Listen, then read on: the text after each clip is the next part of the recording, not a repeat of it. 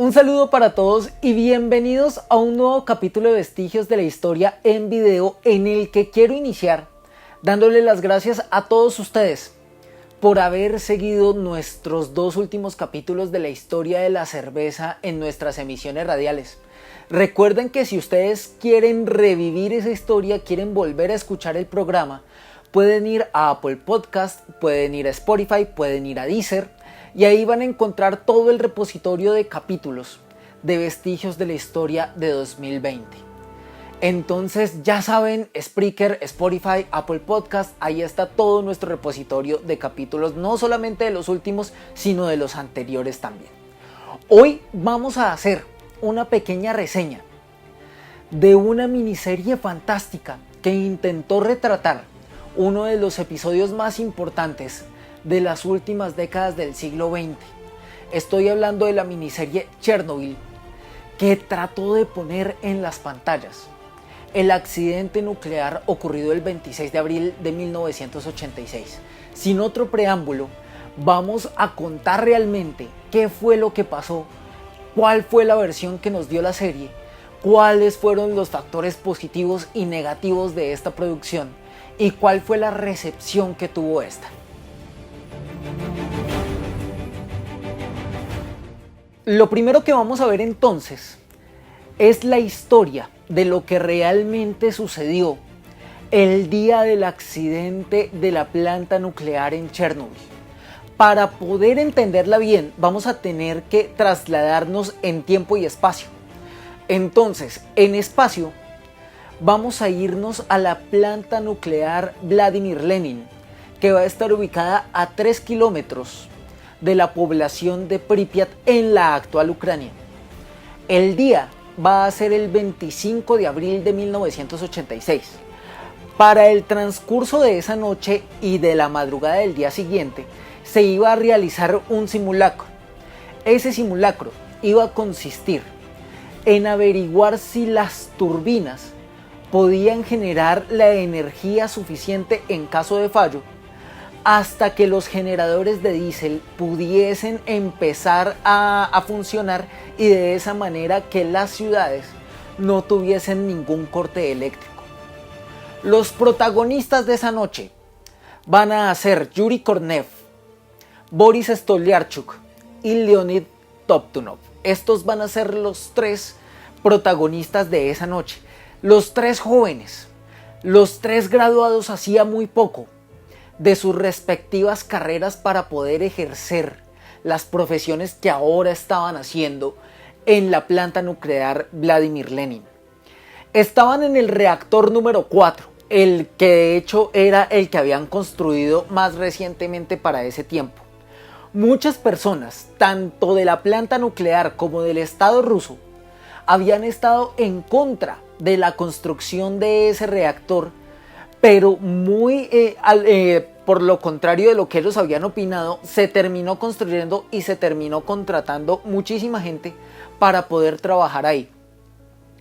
Resulta que durante el simulacro hubo una gran sucesión de fallos que en cierta medida comenzaron a hacer que la situación se saliera de control.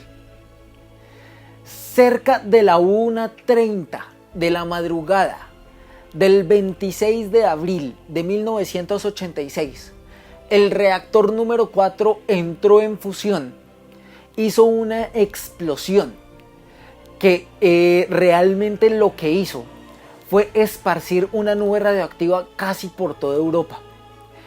Este accidente llegó a ser nivel 7, que es uno de los niveles más altos en lo que a accidentes nucleares se refiere, y había sido el único hasta ese tiempo, porque después con Fukushima ya también, que también se notificó en nivel 7, pues ahí ya teníamos los dos accidentes nucleares más graves.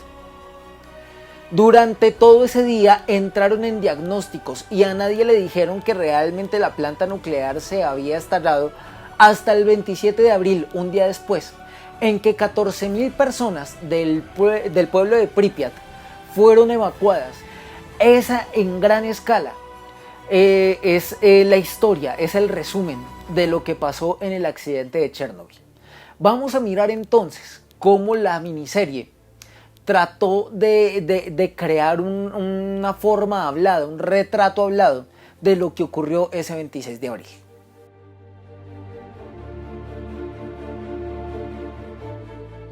Bueno, lo primero que vamos a reseñar entonces de esta miniserie van a ser los grandes aciertos que tuvieron en ese esfuerzo por hacer un retrato hablado del accidente. Lo primero entonces van a ser los escenarios. Los escenarios van a ser fantásticos, los escenarios van a ser buenísimos, los vestuarios van a ser muy buenos. En primera medida porque le van a imprimir un toque de realismo bastante grande. Ustedes se van a dar cuenta que incluso la calidad de imagen va a parecer tomada durante ese tiempo.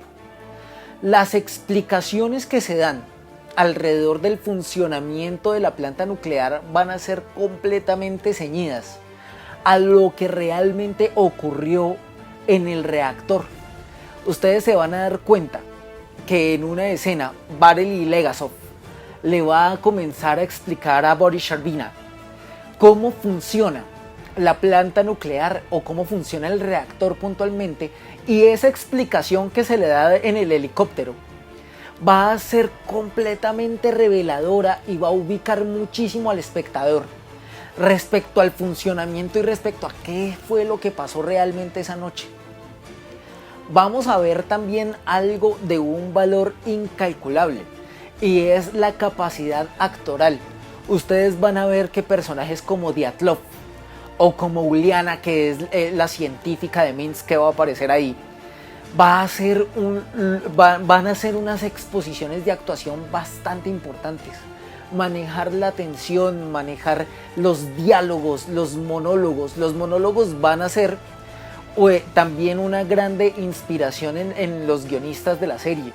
Muchos de esos monólogos, muy particularmente, los vi inspirados en el libro de Voces de Chernobyl de Svetlana Alexievich, que es un libro por lo demás buenísimo y en el que es muy fácil ver el sufrimiento y la desesperación de las personas que estuvieron ahí y de las personas que tuvieron que ser evacuadas. Es un libro que por lo demás recomiendo. Todas estas cosas fueron grandes aciertos. Así que en gran parte de la serie ustedes lo que van a ver es una gran exposición. Primero, de fotografía. Segundo, de escenarios. Tercero, de vestuario. Cuarto, de actuación. Es una serie que va a garantizar por completo la empatía que ustedes van a desarrollar con los personajes, la antipatía con otros y también, ¿por qué no?, el involucramiento emocional con varias de las escenas que van a ver ahí, como por ejemplo el juicio, que va a ser una de las mejores escenas en donde ustedes van a ver tanto lo perturbador como lo científico, como la desesperación de las personas que participan. Definitivamente algo magnífico para que ustedes puedan disfrutar.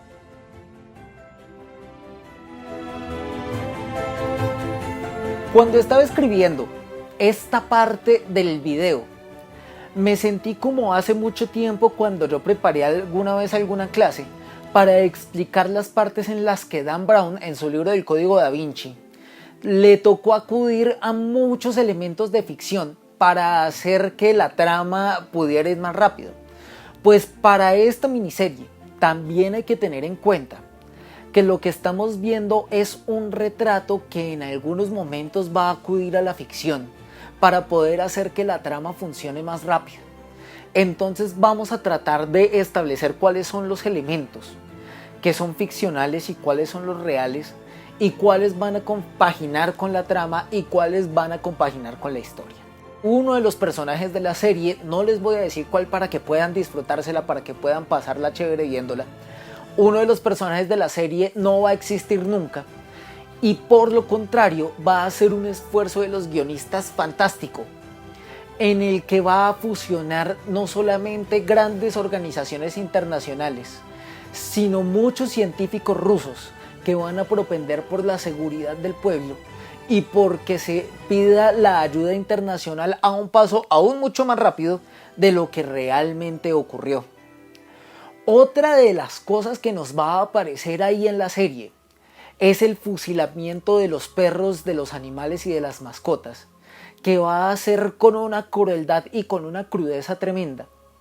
Pero en la vida real no nos ocurrió de esa misma manera. En la vida real se decía que el sacrificio de los animales se hacía en determinadas zonas y el tratamiento de los cuerpos tenía ciertos protocolos. Entonces no fue de la manera tan cruda en como se vio en la serie.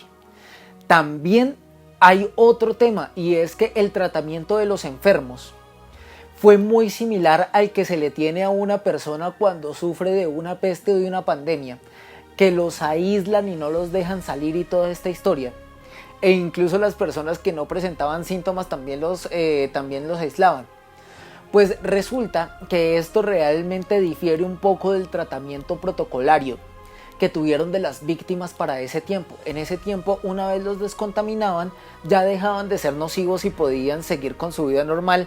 Muchos de los bomberos que estuvieron involucrados lograron sobrevivir, y esos fueron evacuados con toda la gente de Pripyat, con las 14.000 personas que vivían en Pripyat para ese tiempo. Entonces también hay una magnificación de los tratamientos que tuvieron para con las víctimas de la radiación. Y finalmente, en lo que se refiere a la recepción de la serie, muchos sitios web le dieron una calificación altísima en términos de actuación, en términos de escenario, en términos de vestimenta, en términos de todo lo que involucró la producción de la serie.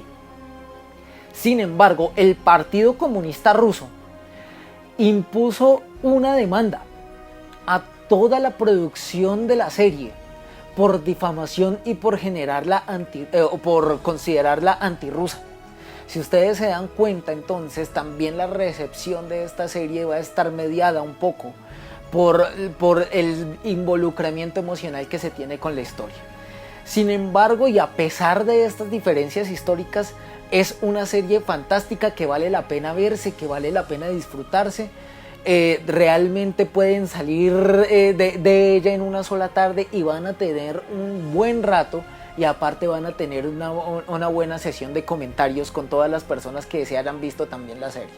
Definitivamente recomendadísima acá en Vestigios de la Historia, alta calificación para una serie muy bien hecha, con grandes actuaciones y con un retrato bastante importante de lo que históricamente sucedió.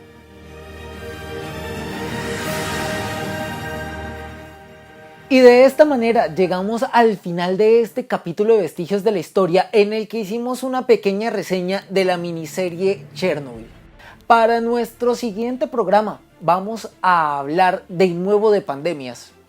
Y ya que estamos llegando al final de este especial de pandemias en Vestigios de la Historia, vamos a hablar en primera medida de la pandemia del ébola, que va a tocar varios países, y la pandemia del VIH-Sida, que va a ser importantísima, no solamente por la gravedad de la pandemia, sino por las grandes campañas de educación que se emprendieron alrededor de ella y gran cantidad de publicidad engañosa, de fake news, de mentiras alrededor de esta pandemia. Entonces nos vemos en 8 días para hablar de estas dos pandemias, cuando ya se acerca el final de esta gran saga de pandemias en Vestigios de la Historia. Y de mi parte, un fuerte abrazo. Recuerden que no hay mejor tiempo que el presente para escribir una mejor historia.